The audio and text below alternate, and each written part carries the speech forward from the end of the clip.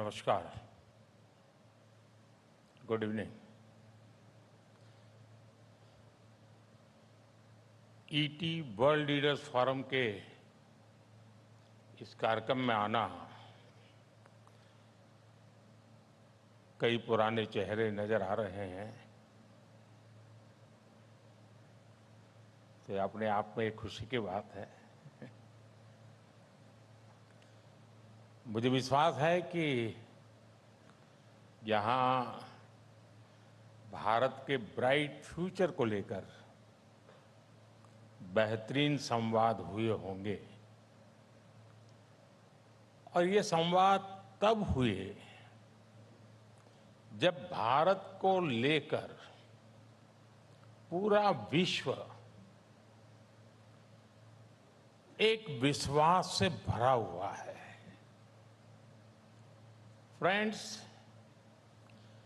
भारत आज एक अलग ही सक्सेस स्टोरी लिख रहा है। भारत में हमने रिफॉर्म्स का असर अपनी इकोनॉमी की परफॉर्मेंस में देखा है। यहां तक कि भारत ने कई बार प्रिडिक्शन से भी और अपने पीयर से भी बेटर परफॉर्म किया है। जैसे पिछले 10 सालों में ग्लोबल इकोनॉमी 35% बढ़ी है, लेकिन इन्हीं 10 सालों में हमारी इकोनॉमी करीब करीब 90% बढ़ी है।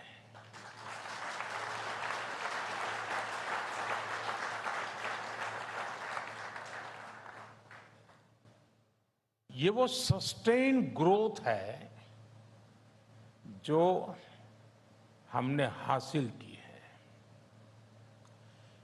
ये वो सस्टेन ग्रोथ है जिसका हम वादा करते हैं,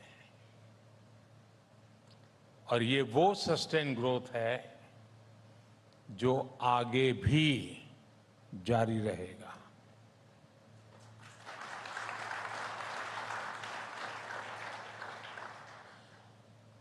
फ्रेंड्स, बीते वर्षों में भारतीयों के जीवन में हम बड़ा बदलाव लाने में सफल हुए हैं। हमारी सरकार ने भारत के करोड़ों करोड़ नागरिकों के जीवन को छुआ है। देश के नागरिकों को गुड गवर्नेंस देना, ये हमारा संकल्प है। रिफॉर्म, परफॉर्म, ट्रांसफॉर्म, ये हमारा मंत्र रहा है और देश के लोग भी हमारे इस सेवा भाव को देख रहे हैं। देश के लोग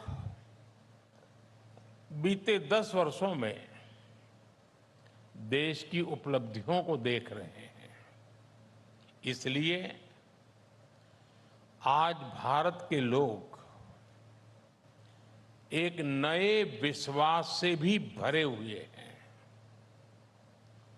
विश्वास खुद पर, विश्वास देश की प्रगति पर, विश्वास नीतियों पर, विश्वास निर्णयों पर और विश्वास नियत पर भी है।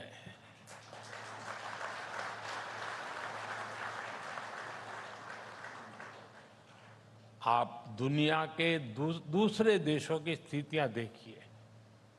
इस साल दुनिया के कई बड़े देशों में वोटिंग हुई है, इलेक्शन हुए हैं। ज्यादातर जगहों पर लोगों ने चेंज के लिए वोट किए हैं। कई देशों में सरकारों को मुश्किलें आई हैं, लेकिन भारत के नागरिकों ने इस ट्रेंड को एकदम उल्टा जनादेश दिया।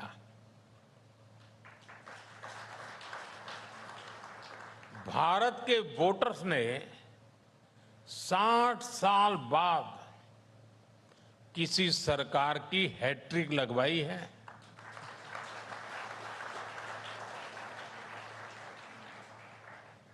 भारत के एस्पिरेशनल यूथ ने और भारत की महिलाओं ने कंटिन्यूटी के लिए वोट किया है। पॉलिटिकल स्टेबिलिटी और इकोनॉमिक ग्रोथ के लिए वोट किया है और इसके लिए मैं देश के लोगों का जितना आभार प्रकट करूं वो कम ही है।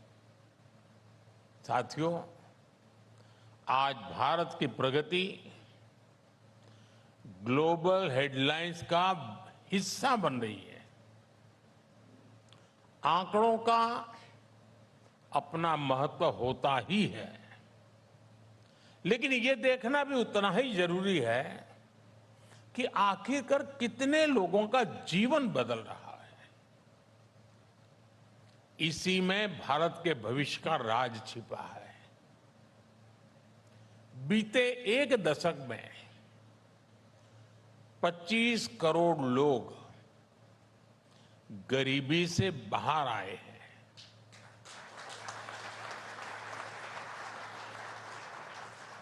और ये लोग सिर्फ गरीबी से बाहर आए इतना ही नहीं है, उन्होंने एक नियो मिडिल क्लास का निर्माण किया है। ये स्पीड और स्केल हिस्टोरिक है। दुनिया की किसी भी डेमोक्रेटिक सोसाइटी में ऐसा पहले कभी नहीं हुआ। ये भारत में इसलिए हुआ क्योंकि हमने गरीबों के प्रति गवर्नमेंट की अप्रोच बदली। गरीबों में भी एस्पिरेशंस तो थी ही, फाइटिंग स्पिरिट तो हमसे भी ज्यादा होती है, लेकिन उनके रास्ते में बहुत सी बाधाएं भी थी। जैसे उनके पास बैंक अकाउंट नहीं थे, बेसिक सुविधाएं नहीं थी, और ऐसी स्थितियों में हमने गरीबों को एम्पावर करने का रास्ता चुना। हमने उनके रास्ते से बाधाएं हटाई और हम कंधे से कंधा मिलाकर के उनके साथ खड़े हुए। और देखिए कितना कुछ बदल गया। जिन लोगों के पास दशकों तक बैंक अकाउंट नहीं थे, वो आज अपने अकाउंट से डिजिटल ट्रांजैक्शन कर रहे हैं।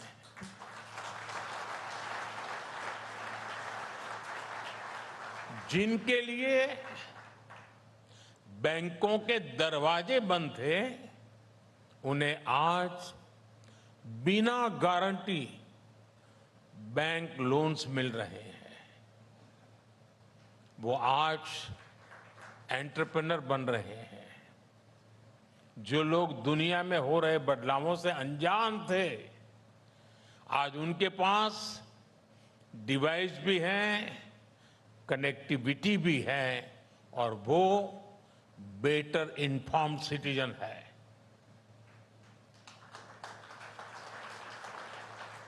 जो गरीबी के संघर्ष से बाहर निकल रहे हैं, उनके भीतर तरक्की की भूख है। वो अपने बच्चों को एक सुनहरा भविष्य देना चाहते हैं। उनकी एस्पिरेशंस नए इंफ्रास्ट्रक्चर का निर्माण कर रही है। उनकी क्रिएटिविटी इनोवेशन का रास्ता बना रही है। उनकी स्किल से इंडस्ट्री का रुख बन रहा है और उनकी नीड से मार्केट की दिशा बन रही है। उनकी इनकम ग्रोथ मार्केट में डिमांड को बढ़ावा दे रही है। भारत का ये न्यू मिडिल क्लास देश की प्रगति की सबसे बड़ी शक्ति साबित हो रहा है। साथियों, जब चुनाव के नतीजे आए थे तो मैंने कहा था कि थर्ड टर्म में हमारी सरकार 3 गुना तेजी से काम करेगी। मैं आपको विश्वास दिलाता हूं, इरादे अब और मजबूत है।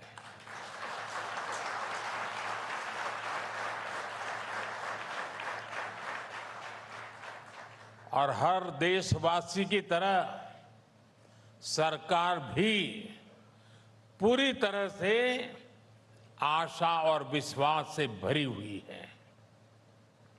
अभी थर्ड टर्म की सरकार बने 100 दिन भी पूरे नहीं हुए हैं। हम फिजिकल इंफ्रास्ट्रक्चर को आधुनिक बनाने में जुटे हैं। हम सोशल इंफ्रास्ट्रक्चर का विस्तार कर रहे हैं। हम रिफॉर्म्स में भी निरंतर आगे बढ़ रहे हैं। बीते 3 महीनों में हमने गरीबों के लिए, किसानों, नौजवानों, महिलाओं के लिए एक के बाद एक बड़े फैसले लिए हैं। हमने गरीबों के लिए 3 करोड़ नए घरों को स्वीकृति दी। हमने यूनिफाइड पेंशन स्कीम की घोषणा की। 1 लाख करोड़ रुपए के एग्रीकल्चर इंफ्रा फंड के लिए विस्तार का उसका फैसला हुआ। बेहतर क्वालिटी के बीजों की 100 से अधिक वैरायटी जारी की। 2 लाख करोड़ रुपए के पीएम पैकेज की घोषणा हुई, जिसका सीधा फायदा 4 करोड़ से ज्यादा युवाओं को मिलेगा।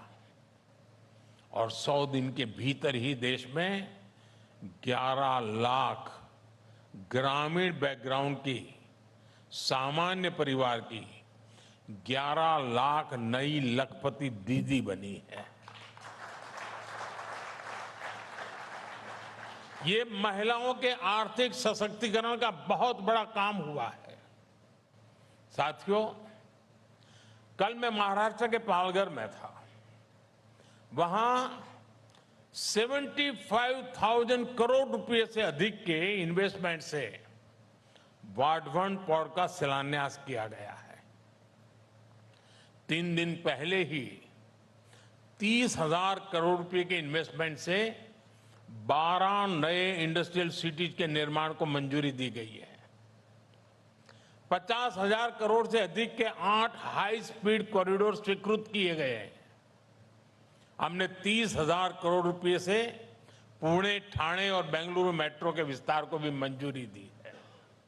इसी दौरान लद्दाख में दुनिया की सबसे ऊंची टनल में से एक के निर्माण का काम शुरू हुआ है। साथियों, हमारे लिए इंफ्रास्ट्रक्चर सिर्फ लंबाई, चौड़ाई, ऊंचाई बढ़ाने तक सीमित नहीं है। हमारे लिए ये भारत के नागरिकों की सुविधा का, ईज ऑफ लिविंग का माध्यम है। रेल के डिब्बे तो पहले भी बनते थे, लेकिन हम वंदे भारत जैसी आधुनिक ट्रेनों को लेकर के आए, जिसमें स्पीड और कंफर्ट दोनों है। आज ही मैंने सुबह 3 नई वंदे भारत ट्रेनों को हरी झंडी दिखाई है। रोड भी तो देश में पहली बार बनते थे, पहले भी बनते थे, लेकिन हम भारत में आधुनिक एक्सप्रेसवे का जाल बिछा रहे हैं। एयरपोर्ट भी हमारे यहां पहले से थे, लेकिन हम भारत के टियर 2, टियर 3 सिटीज को एयर कनेक्टिविटी से जोड़ रहे हैं। हम पीएम गति शक्ति नेशनल मास्टर प्लान लेकर आए हैं। लक्ष्य यही है कि देश की सरकारें अलग अलग डिपार्टमेंट साइलोस में काम करने के कल्चर से बाहर आए। इन सारे प्रयासों से बहुत बड़ी संख्या में एम्प्लॉयमेंट जनरेट हो रहा है। इसका बहुत बड़ा फायदा हमारी इकोनॉमी को हो रहा है, हमारी इंडस्ट्री को हो रहा है। फ्रेंड, 21वीं सदी का ये तीसरा दशक भारत के लिए लिफ्ट ऑफ डेकेड जैसा है। ये कैसे होगा? इसका फायदा किसको होगा? इसको करने वाले भी हम सभी हैं और इसका फायदा भी सभी को होगा, पूरे देश को होगा। आज जब यहां भारत की इकोनॉमी से जुड़े आप सभी स्टेक होल्डर्स हैं, प्राइवेट सेक्टर से जुड़े साथी हैं, मैं उन पिलर्स की चर्चा जरूर करना चाहूंगा जो विकसित भारत के निर्माण को गति देने वाले हैं। और ये पिलर्स सिर्फ भारत की प्रॉस्पेरिटी के पिलर्स नहीं है, ये ग्लोबल प्रॉस्पेरिटी के भी पिलर्स है। आज भारत में चारों तरफ अवसर बढ़ रहे हैं। सरकार हर प्रयास को प्रोत्साहित कर रही है और हम बहुत लंबी छलांग लगाने के लिए आगे बढ़ रहे हैं जी। इसलिए हम एक लॉन्ग टर्म विजन पर भी काम कर रहे हैं। साथियों, भारत को ग्लोबल मैन्युफैक्चरिंग हब बनाना हर भारतीय की एस्पिरेशंस है और दुनिया की भारत से एक्सपेक्टेशन भी है। आज आप देखिए, इसके लिए देश में एक रिवॉल्यूशन जैसा चल रहा है। आज देश में एमएसएमईज को जितना सपोर्ट मिल रहा है उतना पहले कभी नहीं हुआ। आज शहरों में plug and play industrial parks बनाए जा रहे हैं, इकोनॉमिक कॉरिडोर्स बनाए जा रहे हैं, क्रिटिकल मिनरल्स के प्रोडक्शन को बढ़ावा दिया जा रहा है। भारत में पीएलआई स्कीम्स ने जो सफलता हासिल की है वो तो अभूतपूर्व है। साथियों, गुलामी के कालखंड से पहले भारत की समृद्धि का बहुत बड़ा आधार हमारी ज्ञान परंपरा थी, हमारा नॉलेज सिस्टम था। ये विकसित भारत का भी एक इंपॉर्टेंट पिलर है। हम में से कौन नहीं चाहेगा कि भारत स्किल, नॉलेज, रिसर्च और इनोवेशन का हब बने। इसके लिए सरकार इंडस्ट्री और एकेडेमिया को पार्टनर बना रही है। इस साल के बजट में भी इस पर बहुत ज्यादा जोर दिया गया है।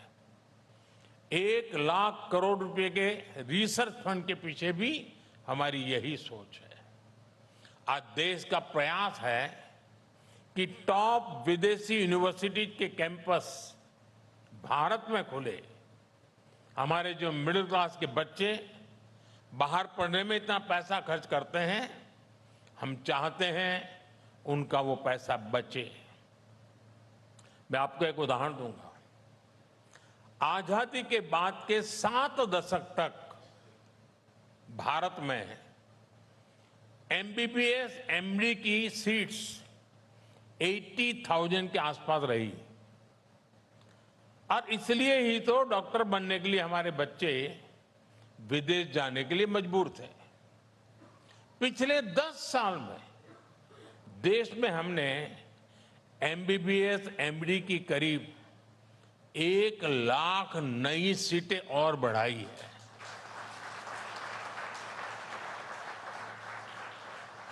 आज देश में एमबीबीएस, एमडी की 1,80,000 से ज्यादा सीटें हो गई है। और मैंने इस बार अभी 15 अगस्त को लाल किले से ऐलान किया है, अगले 5 साल में भारत में मेडिकल लाइन में 75,000 नई सीटें और जोड़ी जाएगी।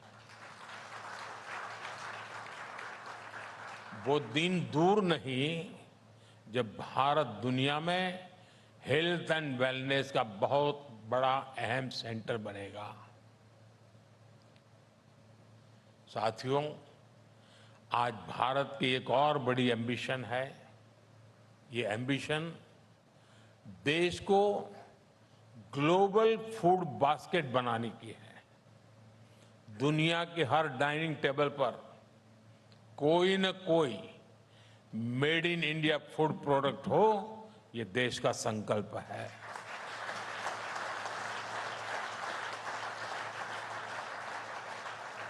इस संकल्प की सिद्धि के लिए हम कई सारे काम एक साथ कर रहे हैं।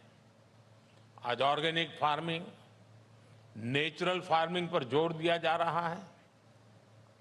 हमारे डेयरी प्रोडक्ट्स, हमारे सी फूड, इनकी क्वालिटी पर जोर है। आपने देखा है, पिछले साल पूरे विश्व ने इंटरनेशनल मिलेट ईयर मनाया। किसकी पहल पर? भारत की पहल पर हुआ। दुनिया में मिलेट्स का सबसे बड़ा प्रोड्यूसर कौन है? हिंदुस्तान है। और ये मिलेट्स सुपर फूड है। ये प्रकृति के लिए भी अच्छे हैं, प्रगति के लिए भी अच्छे हैं। मुझे खुशी है कि आज भारत दुनिया के टॉप फूड ब्रांड्स में जगह बना रहा है। साथियों, विकसित भारत का एक और मजबूत पिलर ग्रीन एनर्जी का सेक्टर होने वाला है। आपने G20 में भारत की सफलता देखी है। भारत के ग्रीन हाइड्रोजन इनिशिएटिव को सभी देशों ने सपोर्ट किया। भारत ने तय किया है कि 2030 तक 5 मिलियन टन ग्रीन हाइड्रोजन पैदा करने की कैपेसिटी डेवलप की जाएगी। भारत का लक्ष्य 2030 तक 500 गीगावाट रिन्यूएबल एनर्जी जनरेट करने का है। साथियों, बीते वर्षों में टेक्नोलॉजी ने हमारे ग्रोथ को गति दी है। अब टेक्नोलॉजी के साथ साथ टूरिज्म भी भारत की ग्रोथ का एक स्ट्रांग पिलर बनेगा। दुनिया भर के टूरिस्ट के लिए, हर सेगमेंट के टूरिस्ट के लिए भारत टॉप डेस्टिनेशन हो, ये प्रयास आज देश कर रहा है। आज भारत में ऐतिहासिक और सांस्कृतिक केंद्रों को भव्य और दिव्य बनाया जा रहा है। हमारे जो बीचेज हैं, छोटे छोटे आइलैंड्स हैं, उनको डेवलप किया जा रहा है। और इस समय तो देश में एक यूनिक अभियान भी चल रहा है, देखो अपना देश। देखो अपना देश, पीपल्स चॉइस। इसमें भारत के पॉपुलर टूरिस्ट डेस्टिनेशन की लिस्ट बनाने के लिए वोटिंग कराई जा रही है। नागरिक वोट कर रहे हैं। जिन जगहों को भारत के लोग टॉप डेस्टिनेशन मानेंगे, उन टूरिस्ट प्लेसेस को मिशन मोड में डेवलप किया जाएगा।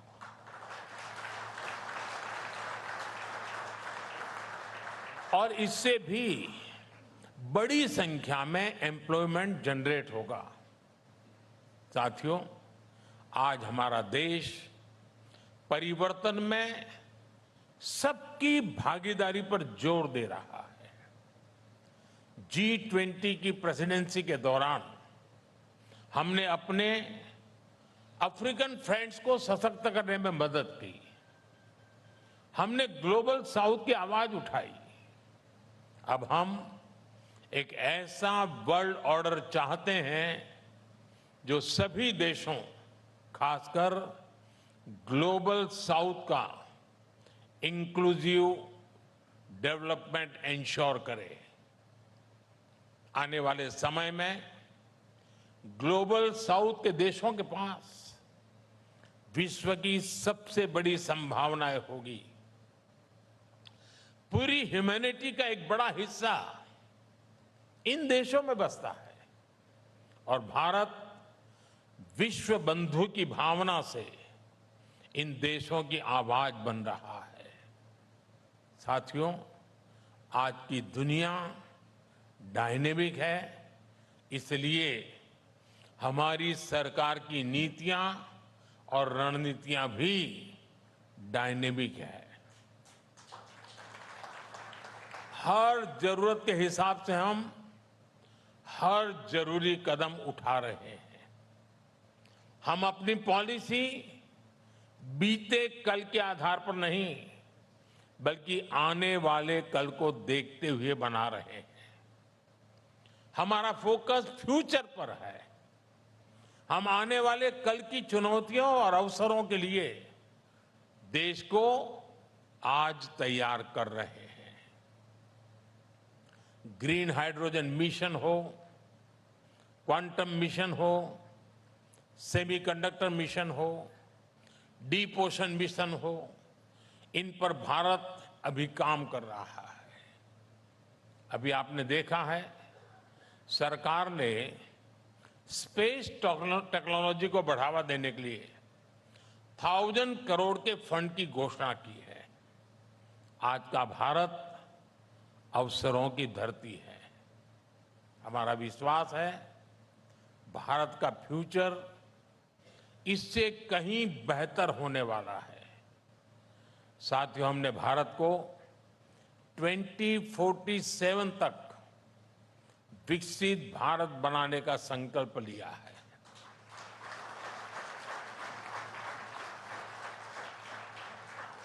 हम जानते हैं, आप भी देश की इस यात्रा में बढ़ चढ़ करके हिस्सा लेना चाहते हैं। हम चाहते हैं भारत में ज्यादा से ज्यादा कंपनियां ग्लोबल ब्रांड बने। हम चाहते हैं भारत दुनिया के हर सेक्टर में लीडर बने। हमारा वादा है, हम फैसिलिटेट करेंगे। आप वादा करिए, आप इनोवेट करेंगे।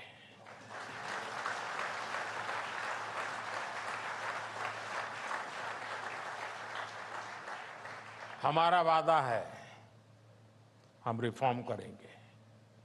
आप वादा करिए, आप परफॉर्म करेंगे।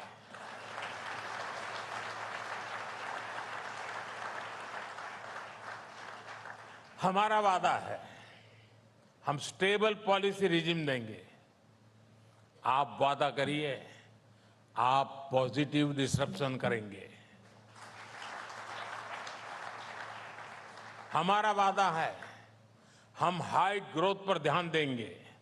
आप वादा करिए, आप हाई क्वालिटी पर ध्यान देंगे।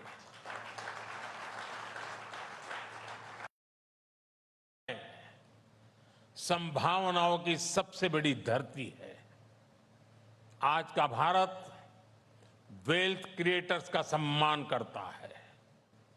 एक मजबूत भारत पूरी मानवता का बहुत बड़ा विकास कर सकता है। एक समृद्ध भारत पूरे विश्व की समृद्धि का रास्ता बना सकता है। हमें इनोवेशन, इंक्लूजन और इंटरनेशनल कोऑपरेशन के मंत्र याद रखने हैं। मैं देश और देश के बाहर रहने वाले हर भारतीय से कहूंगा, भारत के हर सामर्थ्य से कहूंगा, आइए इस यात्रा में हम सब मिलकर के एक साथ चलें। आइए भारत को विकसित बनाएं, क्योंकि भारत की समृद्धि में ही दुनिया की समृद्धि है। और मुझे विश्वास है, हम ये लक्ष्य हासिल कर सकते हैं। और इसी विश्वास के साथ मैं आप सबका हृदय से बहुत बहुत आभार व्यक्त करता हूं। धन्यवाद।